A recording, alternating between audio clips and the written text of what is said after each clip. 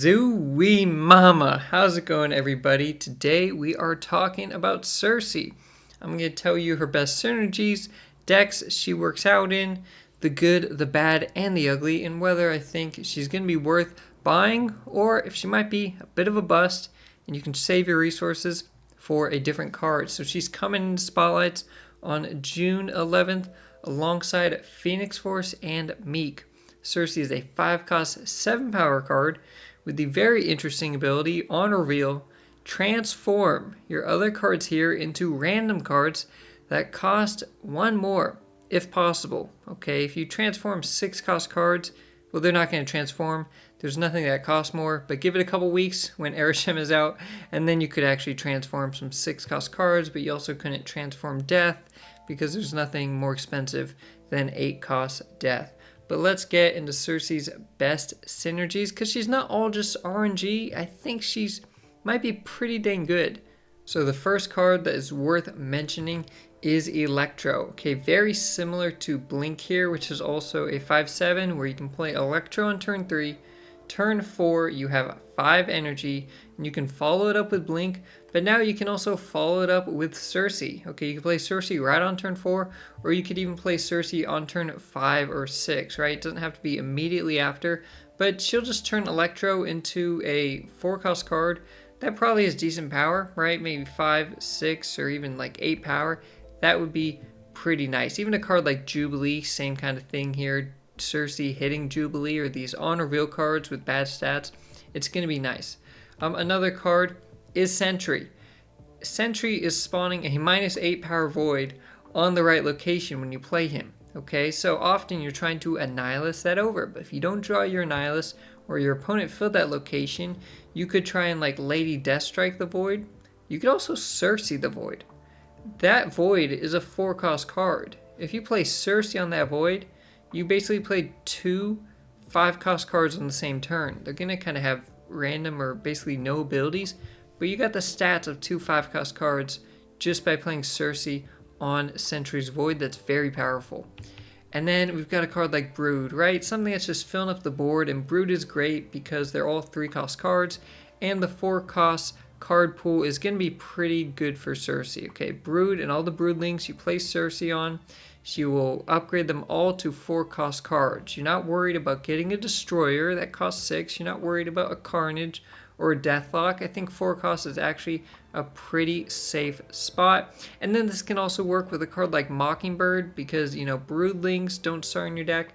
And when Sersi transforms cards, they're cards that didn't start in your deck either. So they will discount Mockingbird.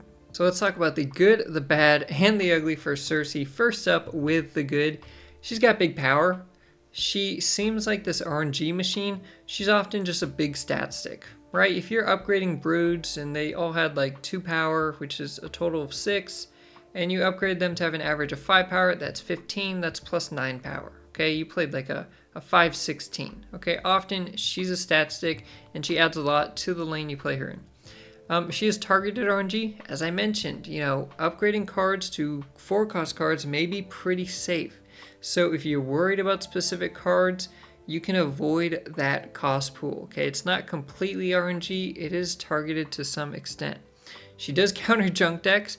If your opponent sends you a Goblin or they play White Widow and they give you a Widow's Kiss, you're pretty happy. Okay, even if you get rocks in your deck or ninjas on the board or the raptors, you can upgrade it to stuff that has real power, right? These token cards are actually very good for you.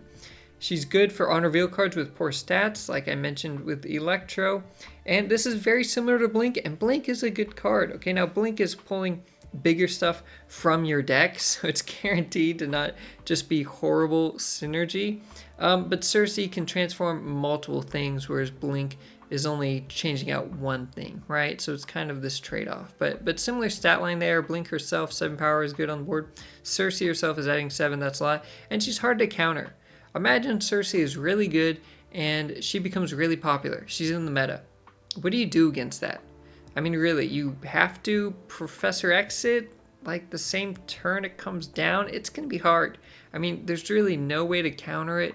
You can't hit it with Shadow King or Shang-Chi because Sersi's 7 Maybe she turns cards into like 6 power cards. I mean, it's really good power spread.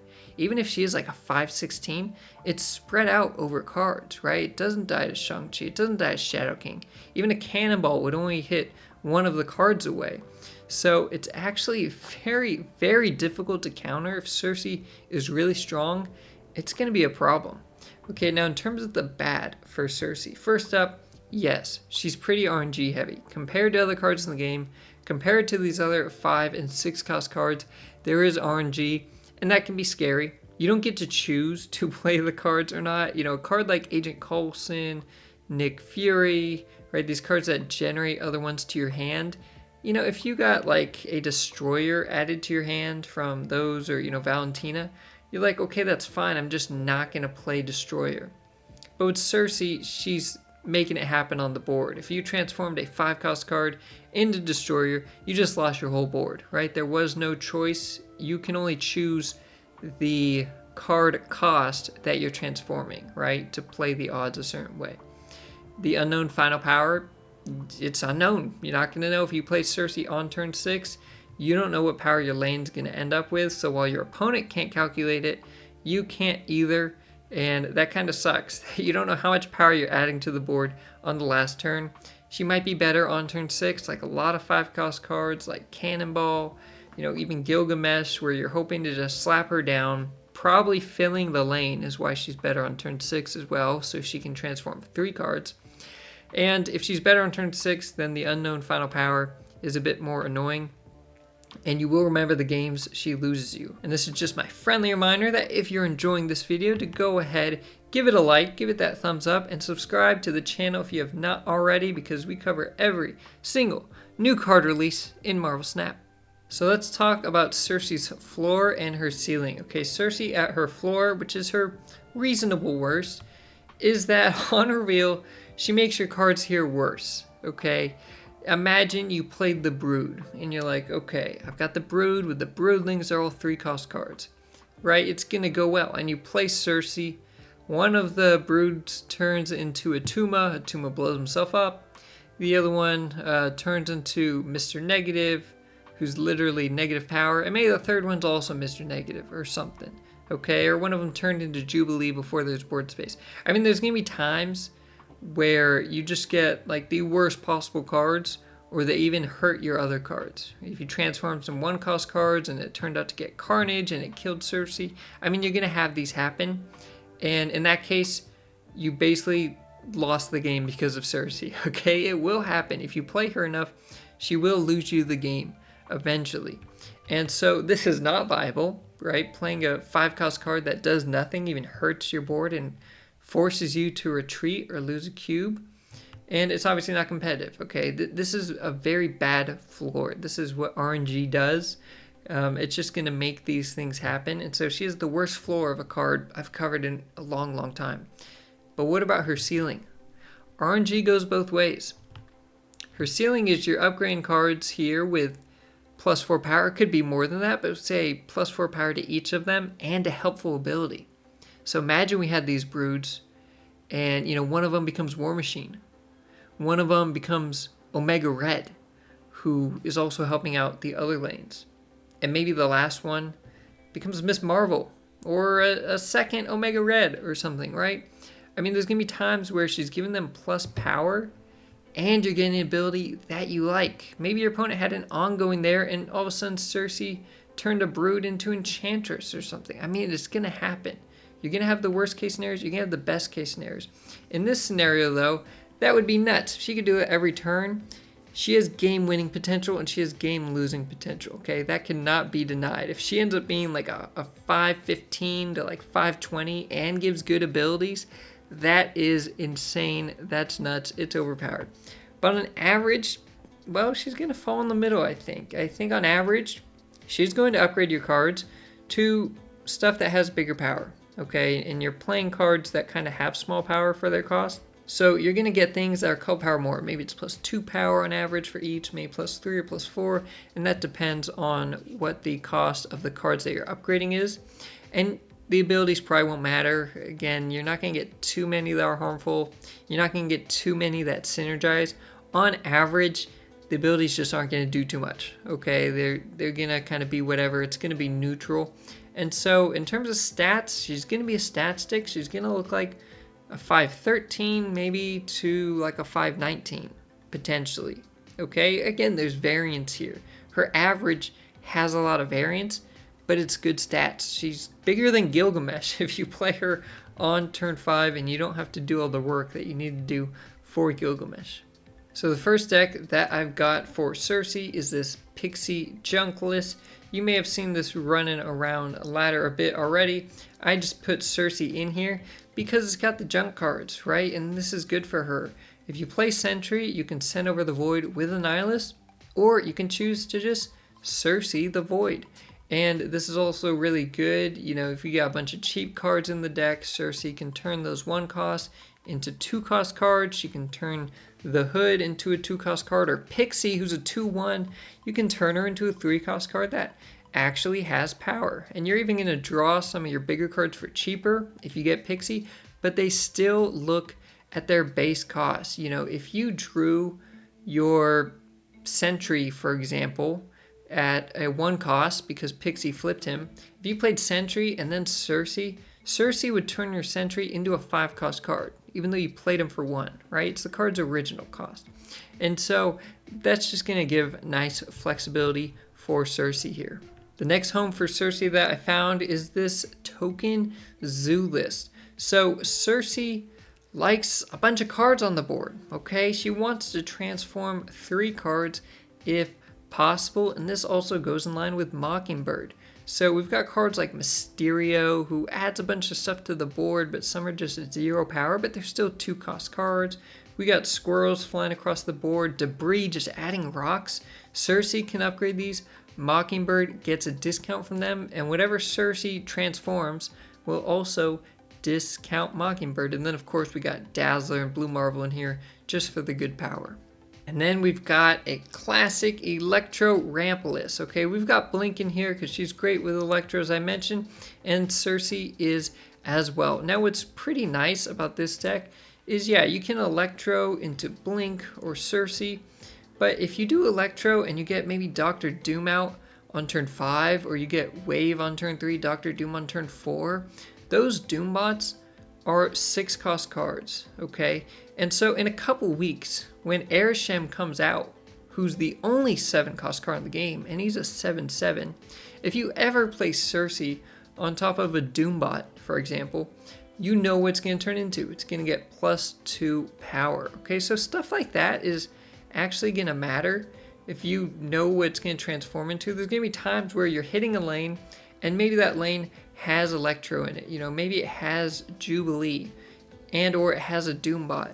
You know that Doombot's gonna just get +2 power, and you get to upgrade the other stuff. Okay, so there's a bit of cheeky lines here, but obviously the main thing you want to do is Electro, and then follow that up with Blink or Sersi, and now you just have a better chance of, you know, having one of these 5/7s that can upgrade Electro. Now let's give the ratings for Sersi's Spotlight Week. Again, June 11th to June 18th, she's in Spotlights alongside Phoenix Force and Meek. These are all of the Spotlight variants being featured. First up, in terms of token value, this is bad.